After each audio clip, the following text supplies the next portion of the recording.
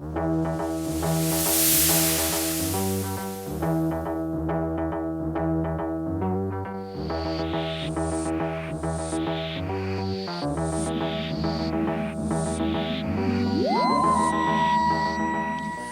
and welcome to the second episode of this very first Dalek story called The Survivors. I'm Gary Russell, and joining me for this commentary is producer Verity Lambert. Hello. And the episode's director Christopher Barry.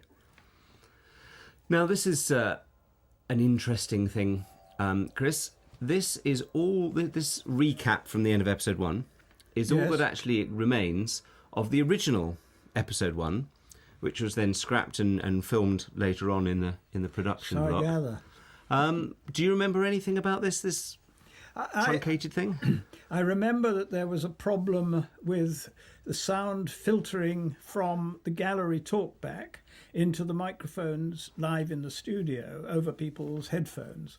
And the result was that people were hearing this in the studio, and it was being picked up, of course. And it was completely destroying the atmosphere of the scene. It was totally theatrical at once.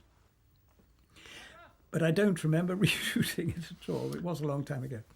Well, the reason that you had to use that bit from the existing episode 1, of course, was because when you went back and reshot episode 1, it wasn't until it was in between the shooting of episodes 3 and 4. So at the time when you did episode 2, all you had was the original. See a very nice boom shadow there. Yeah, oh, terrible boom shadow. Watch, it gets worse. It gets worse. I was absolutely horrified watching this to see the boom shadows.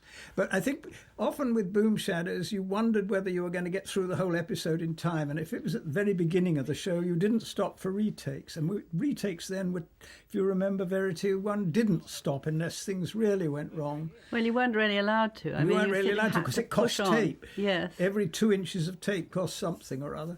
And also, I think that this particular serial, it was the first one we made that was set in the future. And it was very, very ambitious. Had to achieve an awful lot in the studio, not to mention building the Daleks and the way they looked and everything, and all this kind of strange kind of scenery. But yes, the very size of the studio and the number of sets crammed into it did mean that there was an intimacy about these episodes, which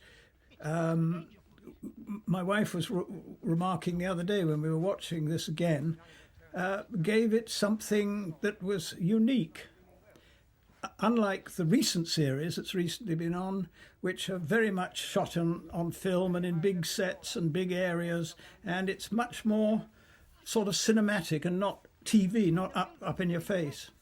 Gives this a very claustrophobic look as well, doesn't it? Yes, well, certainly the sets are claustrophobic and it helps the atmosphere of the drama. But there's some lovely lighting here as well. There is. Well, I think the lighting director, John Trier, was one of the great lighting directors. He became, well, yes, he certainly was. He's still going in films, I think. And we were very lucky. I think technicians quite enjoyed once they started working on Doctor Who and realised that there was a challenge and that they could do really quite different things from regular drama. I think they found it quite entertaining to work on. Yes. What do you remember, Verity, about the actual setting up of this Dalek story and Terry Nation coming to you, presumably, or via David Whittaker coming to you with the plot and everything? Well, the first thing I remember is that we nearly didn't make it at all because Terry delivered his scripts, and David Whittaker and I both thought they were terrific story, very exciting, and sent it in to Donald Wilson, who was head of serials. Boom shadows, they're terrible. And Donald hated it. In fact, he called David and I in and said, "This is absolutely terrible. I don't want you to make it. What else have you got?" Well, the fact was we didn't have anything else. Had we had something else, I don't think the Daleks would have ever hit the screen. So we had to make it. And to give Donald his due, he, after it was such a success, he said, "I clearly know very little about this, and you and David seem to know what you're doing, so I shall leave you alone in future." Oh, how wonderful. How wise of him. Did you get to meet Terry Nation a lot? I did. I met Terry a lot because, of course, he wrote more than one Dalek serial. He was a very, very good thriller writer, and he and David Whittaker got on very well. And he was I think he was rather pleased with the way the Daleks... Well, he was very pleased with the way the Daleks took off because, of course, it made him into a very rich man.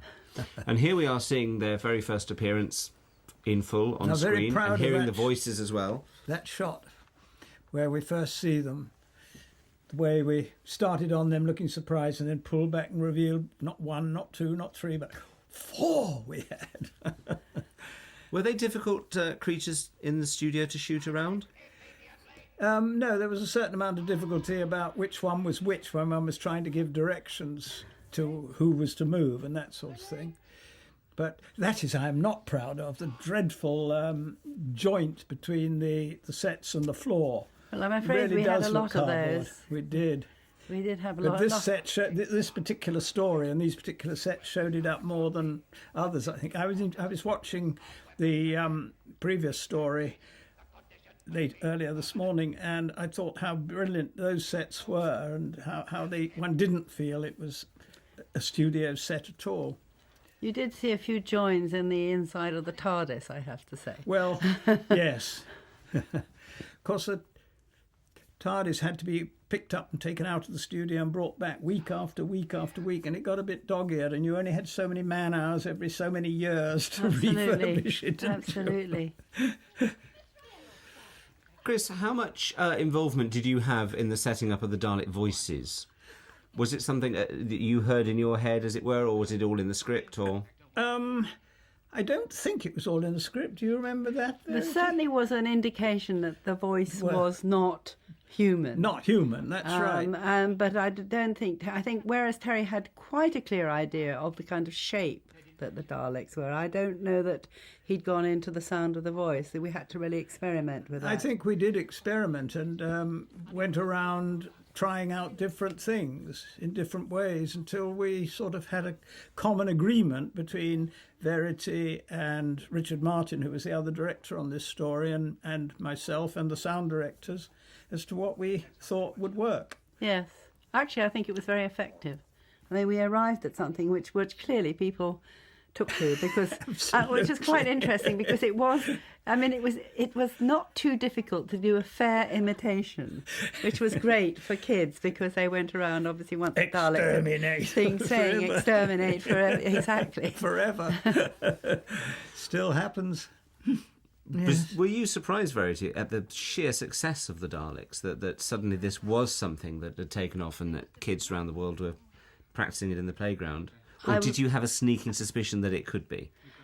I was astonished. I mean, I thought it was a very good thriller serial, but I had absolutely no idea that it would take off in the way that it did, and that those... Although I have to say, I remember going down to the rehearsal room for a producer's run, and they had the Daleks there so that the Dalek operators could practice in them. Mm-hmm. And I do remember that everybody wanted to get inside a Dalek. and so there was something quite attractive and appealing about them in that way. How quickly did you then think, gosh, we've got to bring them back? Probably very quickly. Well, I think we felt that they were worth bringing back, but we had other serials in the pipeline, and other serials set in the future rather than the past.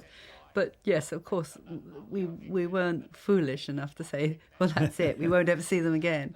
And I think we probably said to Terry, well, how soon can you write another one? Christopher, I wanted to ask you, what had you been doing prior to Doctor Who, and therefore what were your first thoughts when someone said, come and do a thing with tin boxes in an alien city? Well, I have to talk career-wise here. My career at that time, I was still a production assistant when I directed this, and I'd been doing a show as a director and then going back down onto the floor as PA and then up again and down again. And I was just looking forward to one day being promoted. And it was shortly after this show that I did become a full-blown director in the department.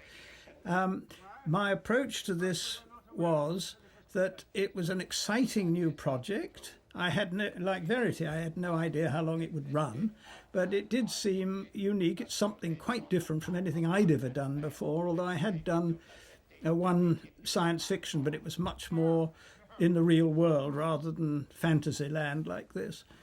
And I approached it with terrific enthusiasm, purely.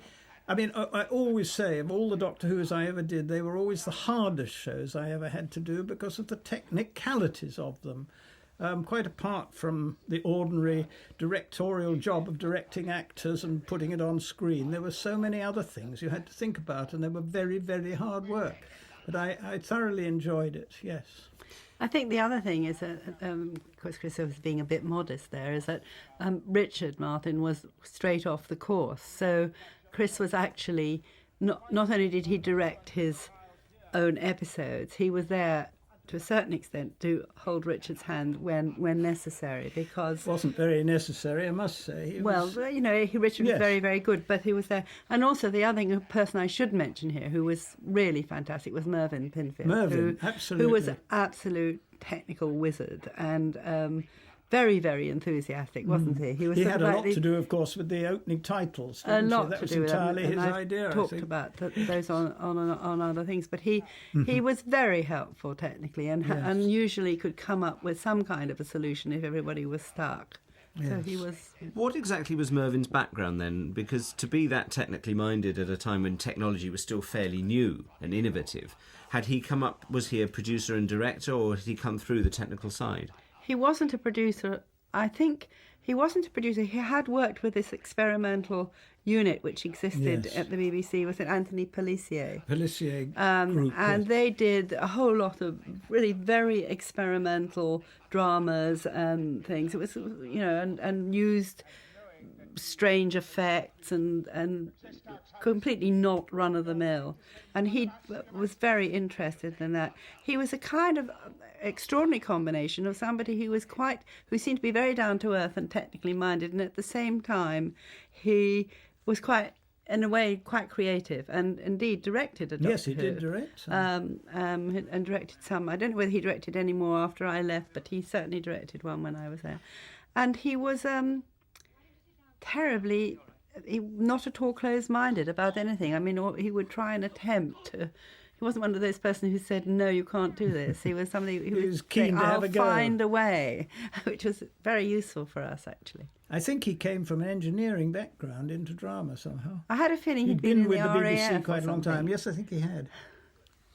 From a production point of view, looking at this episode, again, rather like we had with that first episode of An Unearthly Child, it's just the regulars and the people inside there's no sort of ensemble cast around them.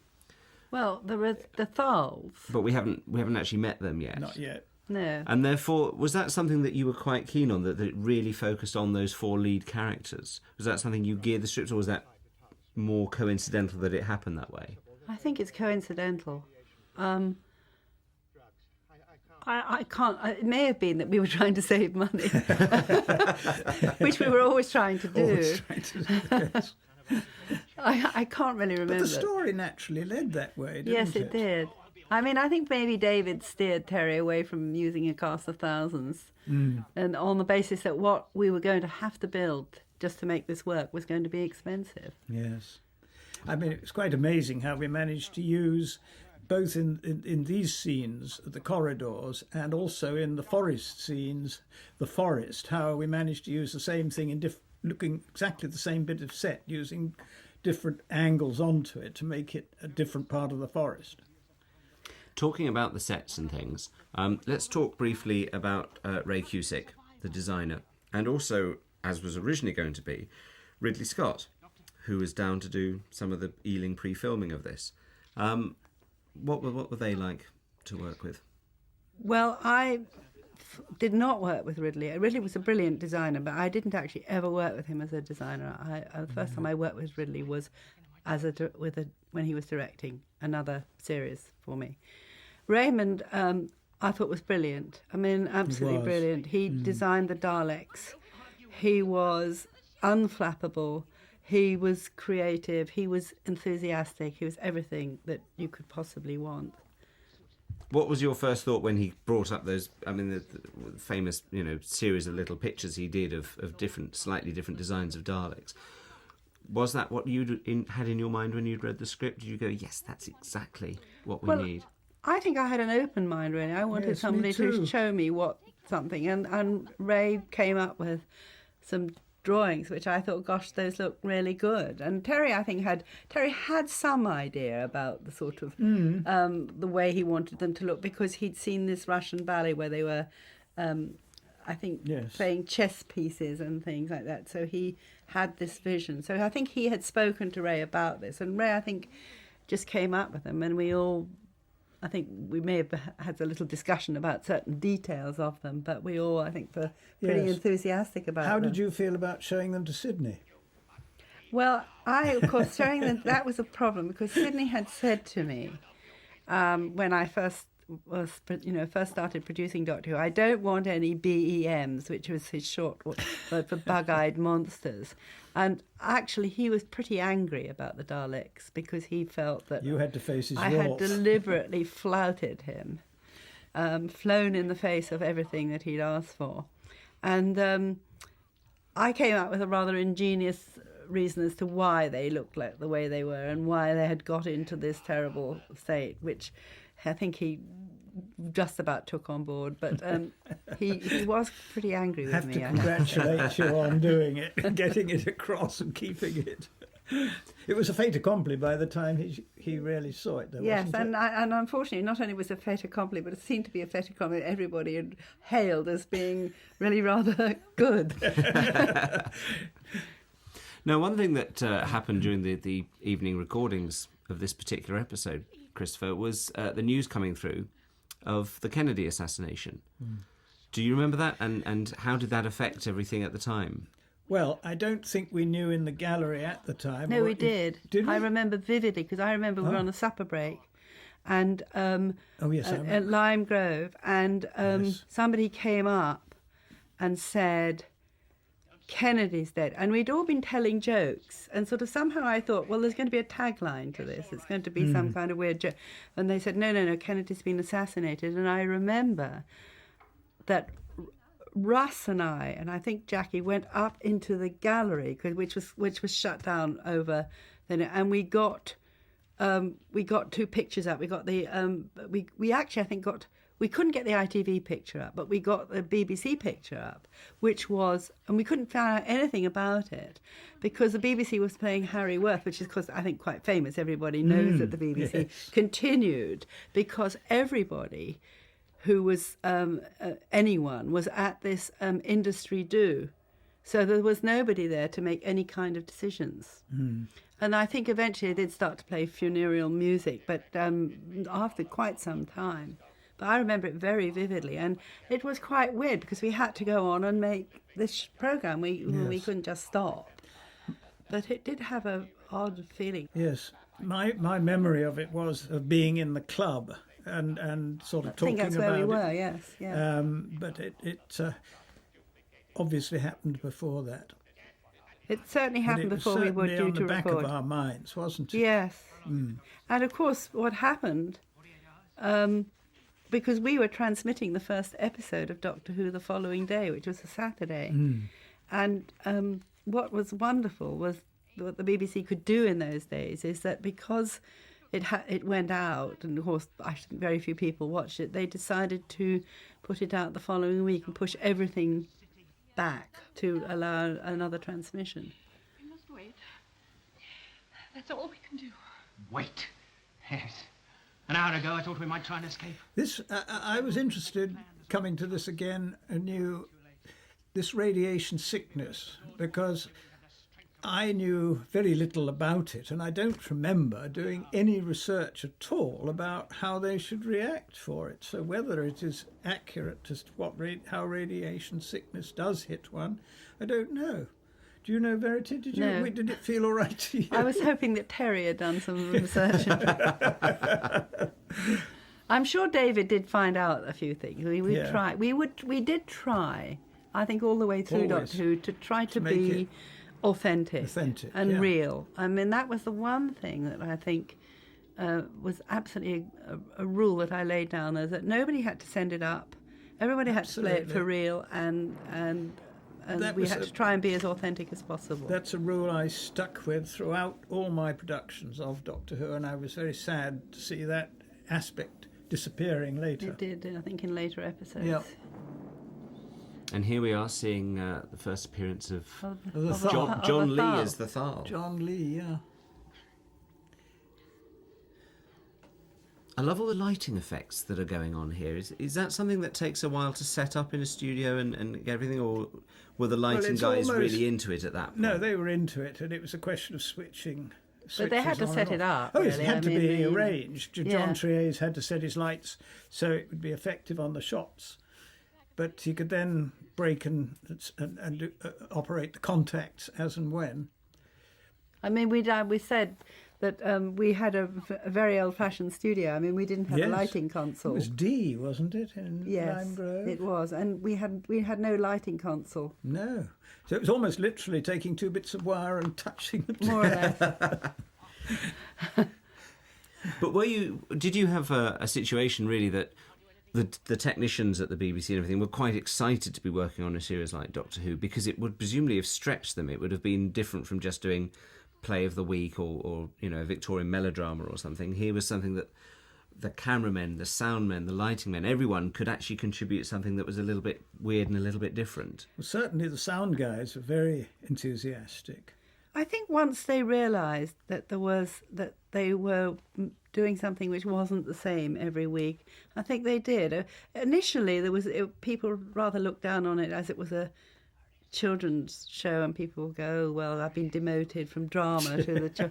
But I think once they started working on it, they realised that it was experimental and innovative, and that they could do more things than they could do on a sort of standard drawing room drama. And did that enthusiasm carry on throughout sort of your time on Doctor Who, that everyone was behind it?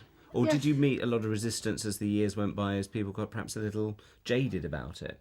No, I think people did feel very enthusiastic about it. The resistance was more at the beginning than once we got started and we were up and running, and it was working and everything. People were very happy to work on it, and were very enthusiastic and terrific, actually. I think the sheer variety of the stories kept people excited because they never knew quite what was going to come next. And, Yes. and it had an appeal, a terrific appeal. I mean, where could you do this and then go back to Marco Polo and then have something with giant ants and butterflies? I mean, nobody else was doing anything like that. No.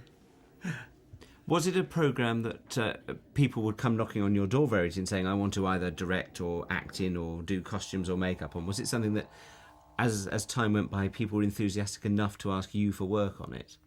Or was it a case really that everyone was just allocated to it?